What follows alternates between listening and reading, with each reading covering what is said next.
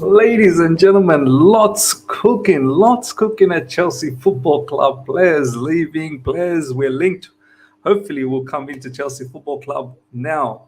There's a lot of attention towards Moises Caicedo as well, but heaps in regards to Ugarte. In regards to Mason Mount, man, this drama still continues on, and many more. Let's go. All right. Here we go, back again on the other side of the coin. All right, welcome back to the other side of the coin, ladies and gentlemen. We're going to start our journey on this particular segment from Moises Caicedo, and this is the latest in regards to Moises Caicedo, coming from Fabrizio Romano. In the next days, I think Chelsea will try and attack this situation. Moises Caicedo, I like this. I like the choice of word that Fabrizio Romano sometimes comes up with: attack, seduce. Concrete. I love him, man. This guy's got all the vocabulary. But look, I've said it. I need at least two midfielders. Ugarte is someone who we are really going after, and Moises Caicedo is the number one choice. So I would love to get both. In fact, preference number one should be Moises Caicedo, and hopefully we can add Ugarte on top of that. But obviously, we're very advanced stage with Ugarte at the moment, so we'll see what happens there. But Moises Caicedo, hopefully we can knuckle this down. Obviously, there are other interested parties in the likes of Man United specifically. I don't think Liverpool are in the shout for this particular player. They're going with Alexis McAllister, and it looks like that's going to be wrapped up. They might be going for Kone, what's his name? Quadio Kone, I think that's his name. Manu Kone, that's what he goes with. And a few other players that they're linked with. So I don't think Liverpool are interested completely in Caicedo at the moment. They were at one stage. So look, there are suitors. We got to hurry up. And I'll circle back. Obviously, there's a bit of chaos going on with Brighton wanting Levi Colwill. I mean, is there potentially something Colwill, Caicedo? I don't want to do it in that manner. I want to keep Colwill with us, but maybe there is a scope to potentially do a swap plus cash down the track. But yeah, at the moment, ladies and gentlemen, Chelsea definitely are focused on Moises Caicedo. This guy would be sensational in our midfield, and I think along with Enzo Fernandez will be extremely brilliant. Chelsea had new contacts today with Sporting and Ugarte. This is from Fabrizio Romano, as we've seen earlier on today from Record Portugal, saying that we've increased our offer from 2 million to 3 million. So let's see what happens. I don't really know how much some of these money figures are true, but at the moment, all I can tell you is that Record Portugal are the ones who are breaking this story, and pretty much all the other news outlets, journalists are taking the news from them and then reproducing their sort of version of it. So look, I just hope that Chelsea don't fumble that one. 3 million euros per year, that's not much. As a lot of people are saying, that's like literally double or quadrupling or whatever the case is. I know he's on like paltry wages at the moment, 700k euros per year. But we have to understand, like, Ugarte is a wanted player in Europe. There's other suitors out there. PSG, we're not the only people. Like Enzo Fernandez situation, we were the only team that were willing to trigger that large release clause. With Ugarte, there's PSG, there's maybe Man United in the mix. So, to think that we can just get away with 2-3 million euros wages per year, we have to be somewhat competitive. I think 4 million euros, 5 million. I think PSG is offering about 5 to 6. Maybe 4 could do the job because his preference is to join the Premier League. But we'll see. Let me say again that Caicedo is in the list. It's Ugarte and Caicedo. I love this game, Fabrizio. I love it. Look, if we can get both, and I think we need to get both. We saw recently what's happening with Kovacic, N'Golo Kante, a massive question mark. Mason Mount most likely moving on. So we need players. We need players in midfield. Felix can confirm Chelsea have improved the wage offer to Ugarte, have not been told what it's been raised to or how it compares to PSG, but I'm told Chelsea are getting more confident. Poch wants this guy. Poch called him directly. I don't want to be starting off the Chelsea era for Poch in disappointments for him. So hopefully we can do something. This is what Rob Journalism had to say about this situation. Have confirmed Chelsea have improved wages offer for Ugarte. Excuse me, Manuel Ugarte. Following more discussions between the two clubs today, this offer is closer to the verbal terms at the weekend. PSG still in the race, but Pochettino very keen and has been in contact with Ugarte to express this. So, look, hopefully Pochettino's willingness to have Ugarte and Ugarte obviously preferring Premier League move, all of that can culminate to him joining Chelsea Football Club. Obviously, Chelsea will have to come into the party and give something at least worthwhile. Let's not be so far away from PSG. And as I said, PSG apparently somewhere around 5 to 6 million euros. If we can come at least somewhat close, not be 50% away from it, I think if we can at least get to about 85-90% to what they're offering, I think we can potentially get this particular player. Manu Kone is on Chelsea's list, but the priorities at the moment are Moises Caicedo and Manuel Ugarte. Fabrizio Romano has been saying this non-stop. So for all the Chelsea fans and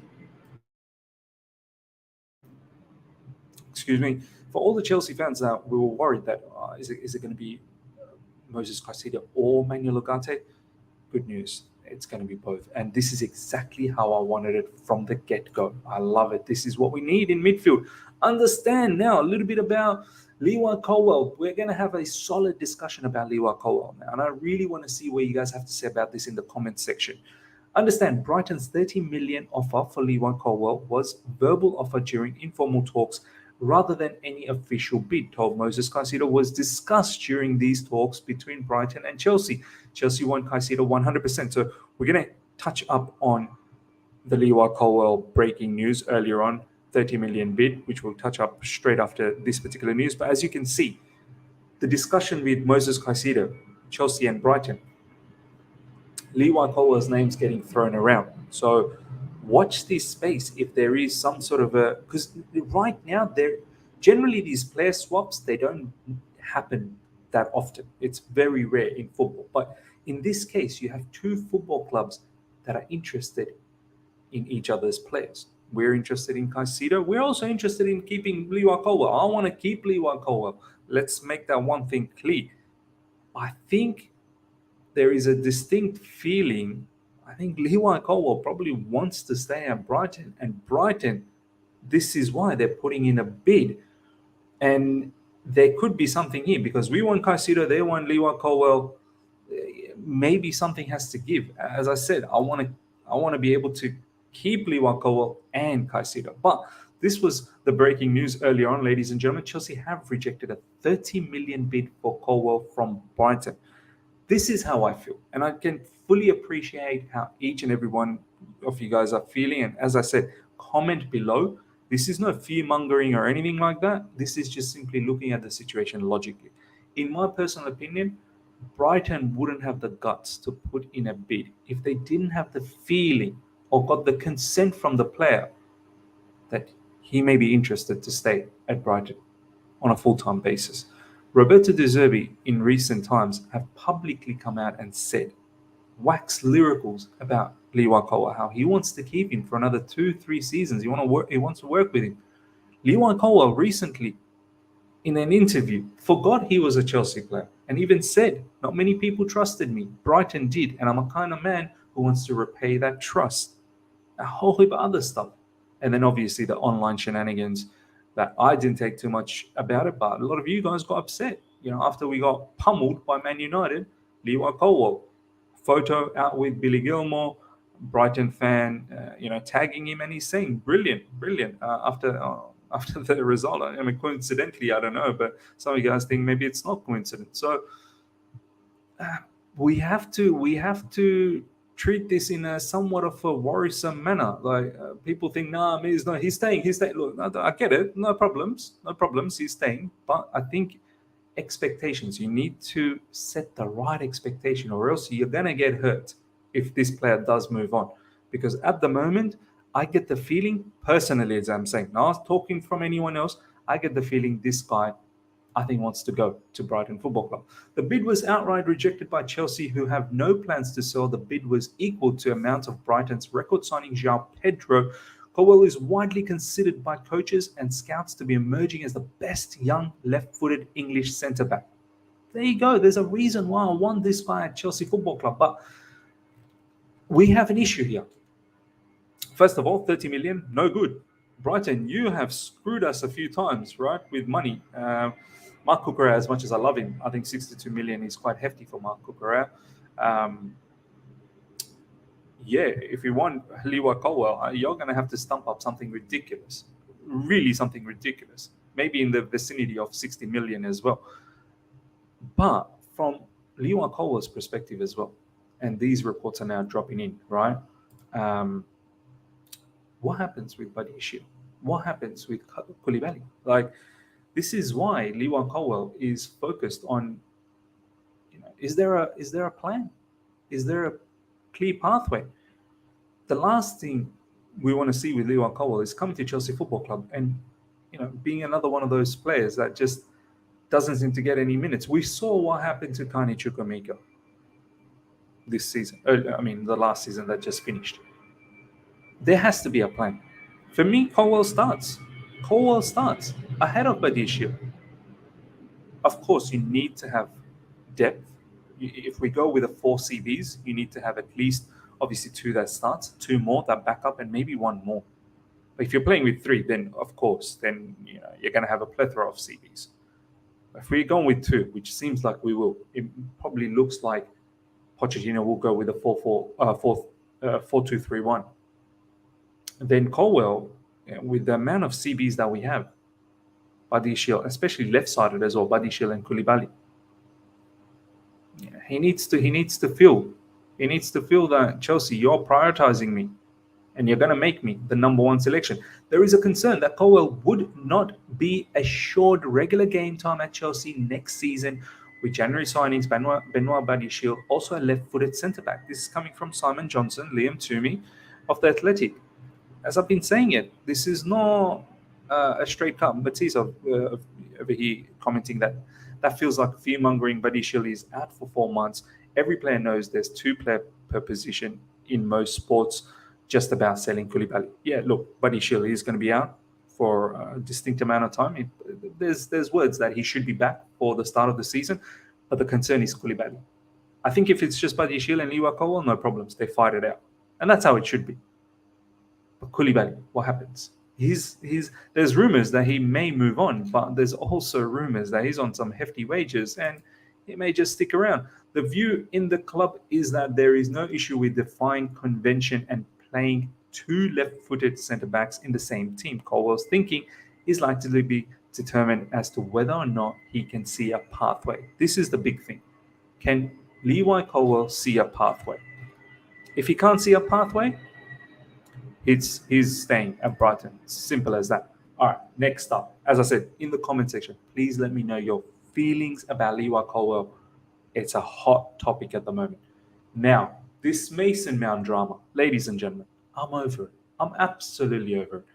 Alex Goldberg has recently dropped a podcast on his byline. Check it out. It's free, where he delivers the truth about the matter. Yesterday, obviously, we heard the breaking news from The Guardian. We thought, you got to take this seriously. And The Guardian said, personal terms agreed with Man United. And today we're hearing from Alex Goldberg, who's very close to the Mount camp, that no, this is incorrect. And then Fabrizio Romano as well backed it up by saying no personal terms are done between Mount and Man United. However, Man United are optimistic. They feel Mount is keen and that they would not be a problem. Look, I think he will be leaving, right? And he will probably be joining Man United. But the fact that no personal terms are done between Mount and Man United off the back of what we heard yesterday, that it was done, it's just too much drama around this player, man. Like, from Mount's perspective, brother, are you staying or are you not? Because if you're staying, then talk to Chelsea. Like, sit down, call Poch. Like, don't just be waiting for a phone call to go, I'm waiting for them to call me. Don't be like that. If you want to stay, like, I'm fed up with this situation now. If you truly are a proper Chelsea, don't wait for the club. Like, just pick up the phone, contact the club, contact whoever is involved with this, contact Poch, and just go, come on, let's work this out. Let's work this out. Where are the problems? Let's try and compromise. But if you're not keen to stay at Chelsea and you're waiting for Chelsea to come to you, because you may have an ego, I don't know, because you're Mason Mount, you're the pin-up boy, you're the poster boy. Chelsea should come for you. You're the academy product. Then, brother, just leave. Just leave. Do the deal with Man United immediately and move on. I'm sick of this saga, man. I'm absolutely sick of it, man. He's going one day, he's not going the other day. Like, come on, man. Main problem between club is that Manchester United want to spend 45 to 50 million, but Chelsea want way more for Mount. And I think we should get way more for Mount. 45 for 50? No way. Anything, as I said earlier, anything between 50 to 60, potentially 60, is good. Less than 60, I think I'll be a little bit peeved off by the situation. Man United pays overs for everyone. Why is it when it's us, you want to lowball us? Sure, there's one season left in his contract, but this guy's an English player. There's some English tax. You want him. You want to pay the big money. You pay big money to everyone. Harry Maguire, Jadon Sancho, Anthony. Well, no way you're lowballing us now. You're paying the big bucks. This is what you do. This is in your DNA. You're gonna do that. That's what you're gonna do. Don't come here now saying 45 to 50 million. No, I think we will probably get close to that 60 million, and I think we should be adamant about that. We need to be adamant about that. I think the 85 million that we initially sort of put the price tag, I think that's ambitious. But I get it. This is how you negotiate. I want to put out my price tag. You want to put your price tag. Let's compromise. Come to a middle ground. Breaking. Inter Milan are pushing to sign Trevor Chalobah for 25 million. Ladies and gentlemen, I knew Trevor Chalobah's, situation at Chelsea is at risk. I mean, he doesn't play enough. I always believed in his quality. I think there is a very, very good defender in him. If we didn't have the likes of Koulibaly or even Silva, then you can keep someone around in the likes of Chalobah. There is potential. Chalobah can fill in quite a few positions as well. Now we've seen right back, potentially defensive midfielder could cover there, but of course in the CB position. But I don't expect him to stick around at Chelsea Football Club and just rot, right? We got Thiago Silva for another season. Potentially, we could even have him for another season after that. His son is part of the Chelsea Academy squad, and he's going to be there for at least a couple of more seasons. I think his son might be in the sort of lower ages, not in the the under 18s or anything like that. The proper academy team, but. Thiago Silva's family is quite settled. So, look, 25 million for me seems paltry. When we did our players keep, sell, loan, we said we should be able to get at least 35 million for Chalobah. At least 35 million. His quality is good enough to fetch 35 million. But I understand football works in a sort of demand basis at the moment. His stocks are low. He didn't play enough. But I think we need to look at the potential of Chalobah as well. So, Inter Milan, 25 million. Of course, they're going to ask for 25 million. They don't have 35 million. They don't have that level of money. But maybe we should look at Chalobah, from a Premier League perspective. There will be suitors in the Premier League that would want Chalobah for about 35 million, 40 million indeed. And I know a lot of fans are is fed up with sending some of these players to our, rivals or teams from the Premier League. Ladies and gentlemen, wake up and smell the coffee. Premier League teams are the ones that have most money. These Italian clubs, they're going to lowball us. They don't have any money. This is where you send, your likes of Ruben Loftus-Cheek and Christian Pulisic, where the stocks are really low. With Chalobah, yes, the stock is low, but it's not. There's potential, high potential. So I think 25 million is probably not not good enough. But once again, let me know in the comment section. I feel like 35 million is what we should be getting for someone like Chalobah at a bare minimum, pushing towards 40. Now, exclusive, Chelsea held a meeting with the agents of David Raya yesterday morning, likely to formalize interest, discuss the potential project with his agents. Reps of Raya want Brentford to lower the price tag set at 40 million. He's in Chelsea's list. And it further goes on to say Pochettino really likes Emiliano Martinez and would be his preferred option, but Aston Villa do not want to sell him. Look, ladies and gentlemen, I put out a poll on the community page. Do check that out on YouTube, where I said at the moment we're linked with, looks like solidly linked with Andre Onana, David Raya, Emiliano Martinez.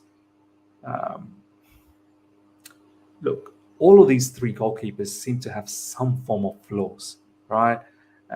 David Raya is someone I was keen with, but a lot of people have been saying is just be aware. It could be a Kepa 2.0 here. His long shots is a bit susceptible for that. Doesn't always come and collect the crosses and free kicks and this, that, the other.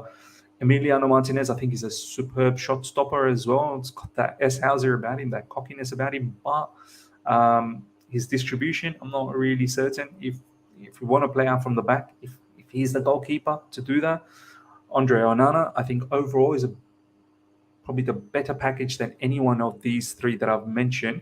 But he's erratic as well, man. I've seen him. He can be so erratic at times. He'll lose his mind at times. So look, all of them have flaws. For me, Mike Maignan of AC Milan is number one, but there's no way anything's happening from that perspective. Some of you guys are saying Keylor Navas from Nottingham Forest. I think he was on loan from PSG. Keylor Navas, good shot stopper, good goalkeeper overall. Can he play out from the back? There's a bit of question mark from that. I do need a goalkeeper that can do all of it. You need everything. In this modern day football, you need everything. But once again, let me know, who would you prefer out of those three that I mentioned? Last but not least, ladies and gentlemen, understand Chelsea have stepped back interest in Vitor Roque as Poch likes Broja and Fofana and wants to give young players chance in pre-season. Poch appreciates Roque, but a move would be for later in window if Poch decides talent isn't ready or situation of Broja Fofana changes. So look, you know how much I love Vitor Roque, man. I would lose my mind if we get this particular player. He is him. I'm telling you, this guy will be the next big thing. I understand, right now maybe he's not ready to lead the line for us, but soon enough, he's gonna light it all up in European football. I'm telling you. We want to give Broja and Fofana a chance, no problems. At the moment, we've cool talks with Vitor Roque. We'll see what happens. And the striker search continues anyway. I think that is going to be a saga that's going to be so interesting to follow. At the moment, what happens? Vlahovic, Links, Osimhen, I think seems a bit too far-fetched for me. Apparently, Benzema is now going to be staying at Real Madrid. I thought there would be a domino effect if Benzema left Real Madrid. Then Osimhen probably goes over there. And then we could have seen a whole heap of domino effect happen after that. And I don't want Nkunku to be the striker for us next season. And I definitely don't want Havertz either to be the striker. So we're in search for a striker. Ivan Toney, I think we need to step away from that. I did throw the name Ollie Watkins in All You Can Eat Chelsea. So something to think about, man. Ollie Watkins, I don't know how much we could get him for, but let me know about the striker situation. We'll see what happens down the track as to who we end up really focusing on. I do think maybe Vlahovic is the one at the moment that seems to be the focus. Not really my target, but I could do with him. Ladies and gentlemen, hope you guys have enjoyed this. Smash the like button if you're here for the first time. Subscribe, hit the bell notification to stay in touch with all my content. It's buzzing. We ain't sleeping in this channel. This summer, we are here. Breaking news. We'll be breaking. That's right, we'll be breaking. Make sure you subscribe, and we'll be there tomorrow, early UK time, for another live stream, bringing you the latest in all of Chelsea transfer news. Until then, see ya.